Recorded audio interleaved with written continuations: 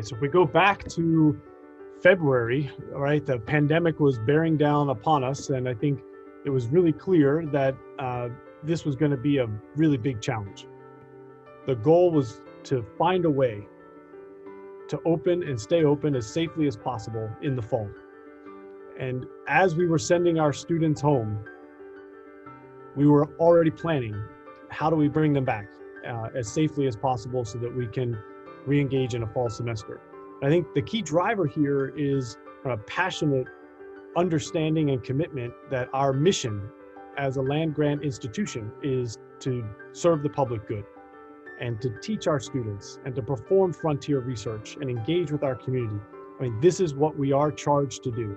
And we were committed to finding a way to do that as safely as possible to make sure we could fulfill our land-grant mission while still, of course, dealing with the tremendous challenge that the pandemic represents. And the actual takeoff point was a phone call in April, one evening from Provost Congulares, who called me up and asked if I would lead a team to stand up and strategically deploy highly scalable testing as part of the university's overarching strategy to try to reopen as safely as possible in the fall.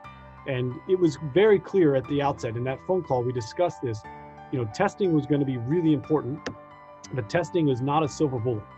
We were going to need a comprehensive, holistic approach.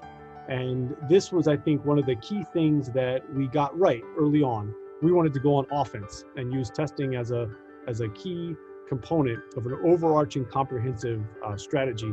And so that phone call was the takeoff point. The other thing I'll just say at the outset, we didn't know it at the time, but Carle Illinois for years had been working to prepare for this pandemic. I think at Illinois, we had, for several years prior to, 2020, had laid the foundation for being able to respond to this extraordinary challenge because Carle Illinois catalyzed a tremendous cross-disciplinary ecosystem to allow extraordinary innovation on demand, rapid, high impact, meaningful innovation, where we could bring together expertise from across disciplines, across our entire campus. It's like all the connection points had been laid down. The tracks were there, right? The nodes existed. And because of Carle Illinois, and because we had this world-class, unmatched ecosystem for cross-disciplinary innovation in place, we were able to leverage that and respond in an extraordinary, challenging, urgent situation to what, of course, has turned out, to be a global health crisis. And I think this is really the story of Carle Illinois, is that we create a unique ecosystem for innovation in healthcare. And when challenges strike, we can respond with tremendous innovation that can move the needle. I think not only were we able to achieve that here, but we were able to model to the rest of the country and the world that it can happen. And I think that's been another key part of our success, is that University of Illinois and Carle Illinois College of Medicine are now rightly viewed as an example of how you can, reopen and stay open safely during this very challenging time. What at Illinois we had not had prior to Carle Illinois was an epicenter for healthcare innovation. So when you combine now the historic strengths in data science and engineering with an absolute frontier catalyst for healthcare innovation, you end up with something extremely special.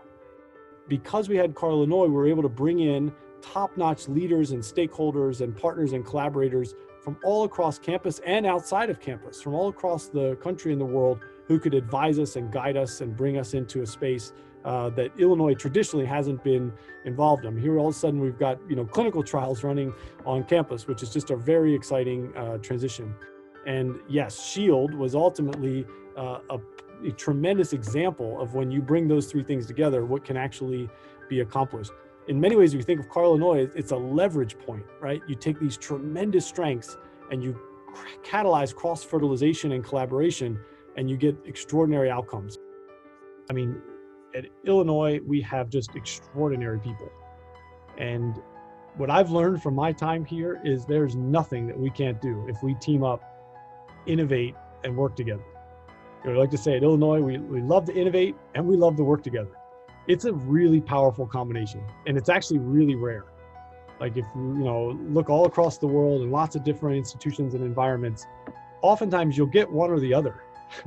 But it's really rare to have a place where people are at the absolute top of their game, brilliant and creative and love to innovate, but then actually work together. And so I knew that we had that combo as our special sauce. And to me, that was the source of confidence. And so, when I talk with Paul Hergenrother out there, we get on the phone and say, look, failure is not an option. This was what we used to say to each other. And we just decided to make sure that was true. Bring Tim Fan in, and he says, hey, what do we need? How do we get this done? Goes and thinks about it, comes back with this idea. Why don't we turn the vet med lab into a COVID-19 human testing facility, right? So rather than cower under the stress and the strain, this is the responses I kept getting. I called, Rebecca Smith and Nigel Goldenfield, said, can we figure out a way to do this? Yeah, we're very kind of humble and cognizant of the challenges. On the phone call, oh my gosh, here's all the reasons why this is going to be really tough. And then they go brainstorm and come back and say, you know what, we can do it. Here's what we need. This is how they would come back. If you guys could find a way to test everybody twice a week, we could do it. And so then the ping pong ball came back to the testing team. We say, okay, let's go find a way to do it. Reached out to Bill Sullivan and said, all right, we're going to create all these results. How do we actually turn this into disease mitigation? Because the communication piece here is just astronomical.